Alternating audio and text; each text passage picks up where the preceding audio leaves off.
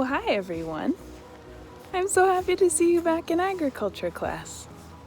I was just going on a walk to find some grass to make a rope, which I'll show you how to do later in the lesson.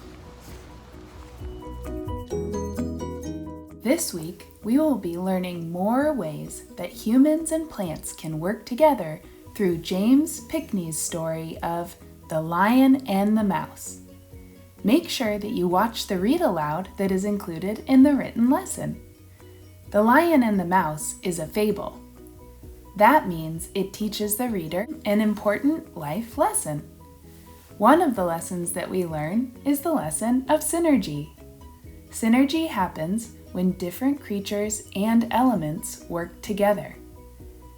In the bee and synergy lesson, we learned the ways that bees, flowers, and people have synergy. Bees pollinate the flowers that turn into fruit that humans pick and eat. In the story of the lion and the mouse, we learn that we can always help each other, no matter how big or small we are.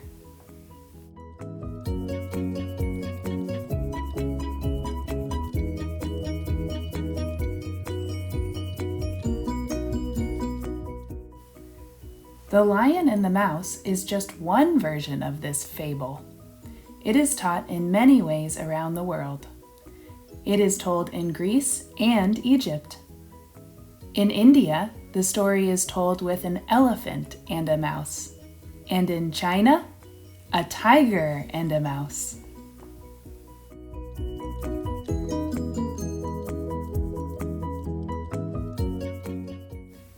James Pinckney's book is set in the Serengeti. The Serengeti is in Tanzania, Africa.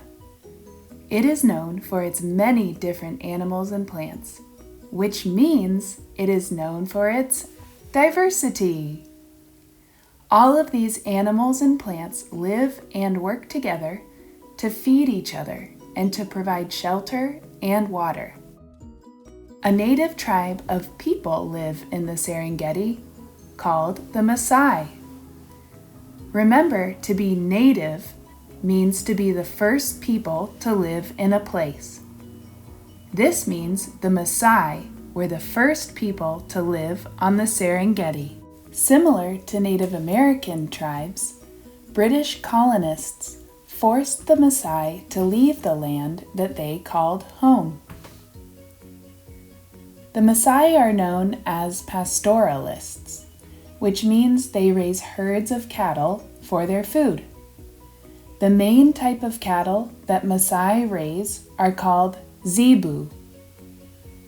The Maasai make fences out of acacia trees that grow on the Serengeti. The fences keep cattle safe from lions and other predators at night.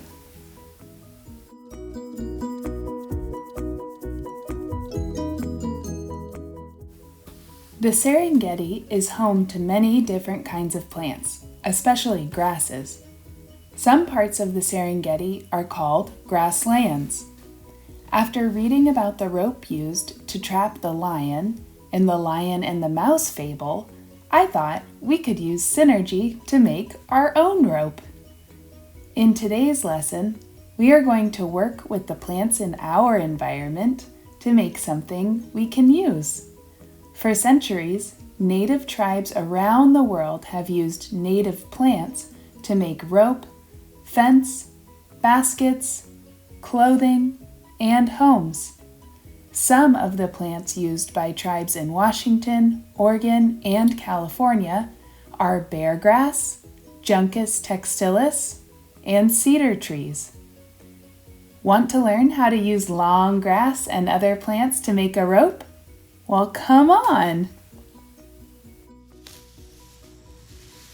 Once I've collected a small pile, the first thing that needs to be done is to divide it in half and rotate one section before recombining them.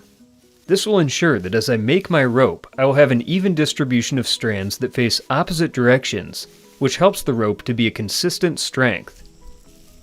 Now to begin, I take a small handful of my grass and knot it at one end so it stays together. The remaining side of the bundle is divided into 2 even sections.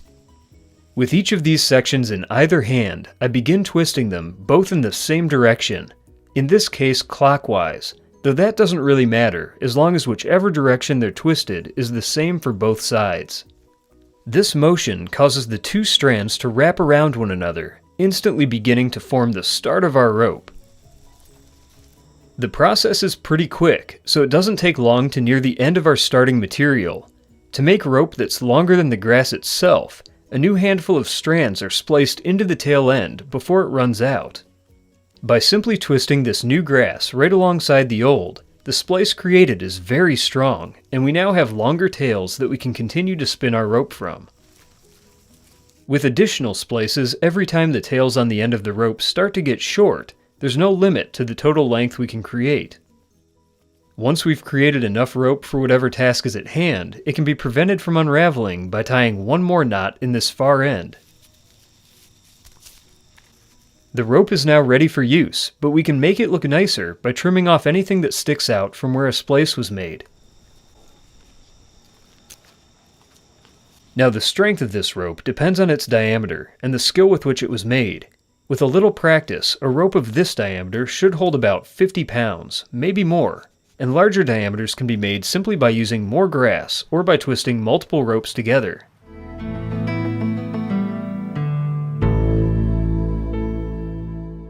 I'm standing here next to an agave plant, also known as maguey in Spanish. This particular plant is native to the Sonoran Desert, so the Native Americans didn't have to go to the supermarket to buy these materials. They gathered them out in the desert, but you had to know how to prepare them. First of all, when you cut the plant, when you cut the leaves, you have to be very careful not to get in touch with your skin, this part of the plant, which is very caustic. It can actually make you itchy, and it can be, some people can have allergic reactions to them. Then, in order to process this plant, you have to burn the plant right on top of the fire, on the flame, or on coals, until you change the chemical composition of the plant when it's alive. So therefore, you can actually scrape by using a rock and scrape all that meat out of the plant until you discover all the fibers.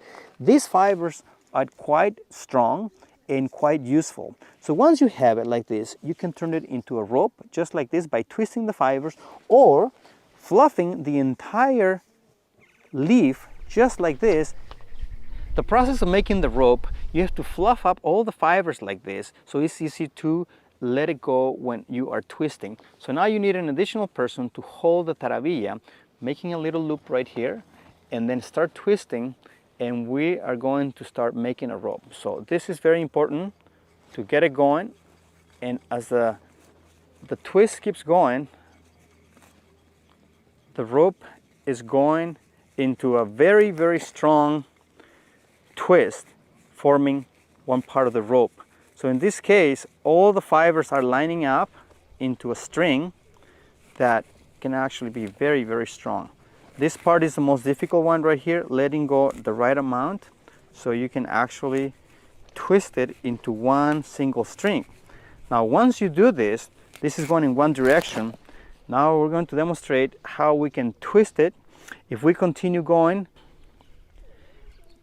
now you can see that it's a very even string, but it's only in one direction. So what we're going to do now, we're going to double it, and by doubling, now we're going to go backwards, the opposite direction. And what is happening here, the rope is being made just like any rope you buy in the store. Nylon rope, steel cable is done the exact same way. This is physics. There. Now this piece of rope is so strong that it's very difficult to break, just like this.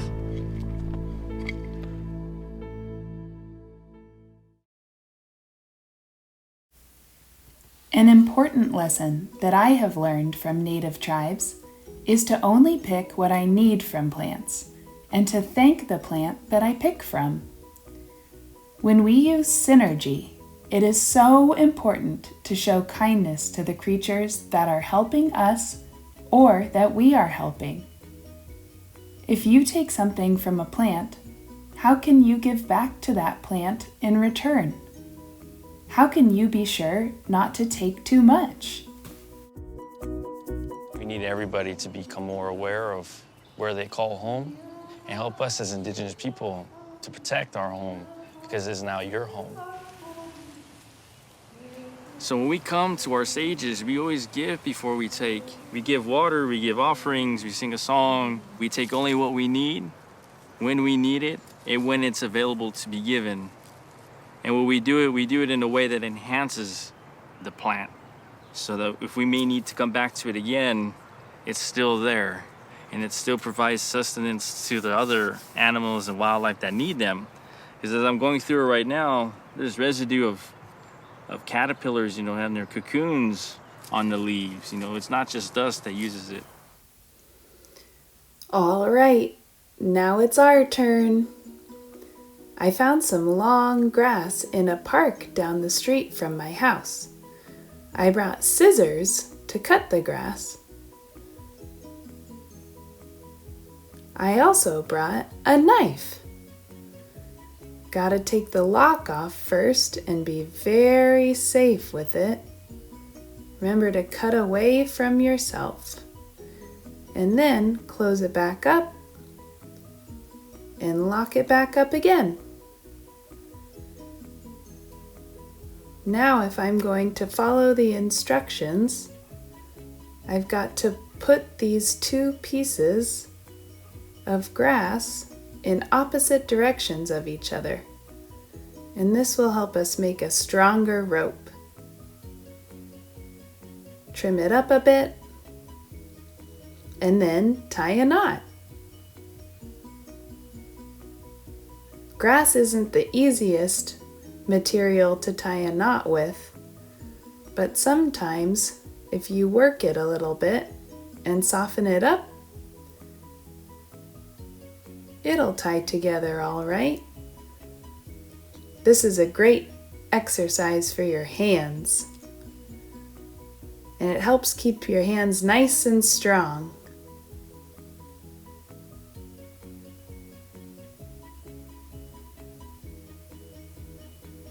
There's our knot. Tighten it up.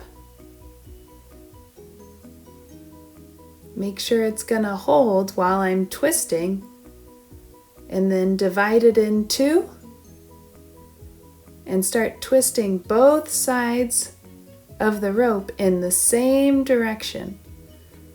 And as you twist, they will start to twist together.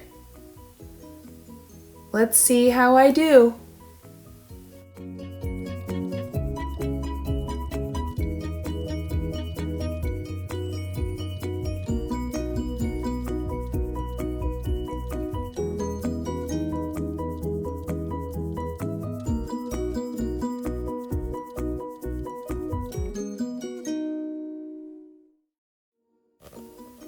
We're almost to the end here. Do a few more twists and test it to make sure it's strong. And then clean it up with a pair of scissors. Cut those extra little strings off the side. And there's your rope.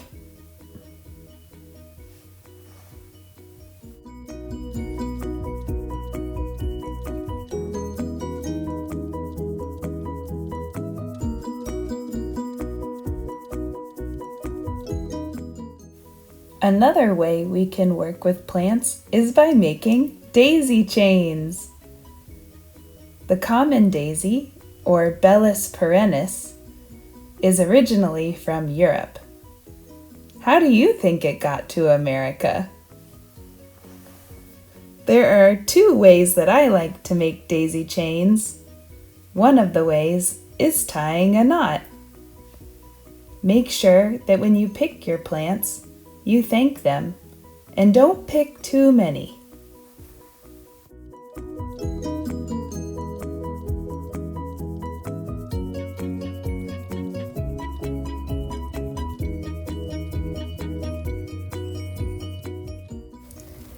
Another way to make a daisy chain is by opening up a tiny little hole in the base of the stem of your daisy. Make sure you are very gentle. See the hole? Now you can put the next daisy stem right through it.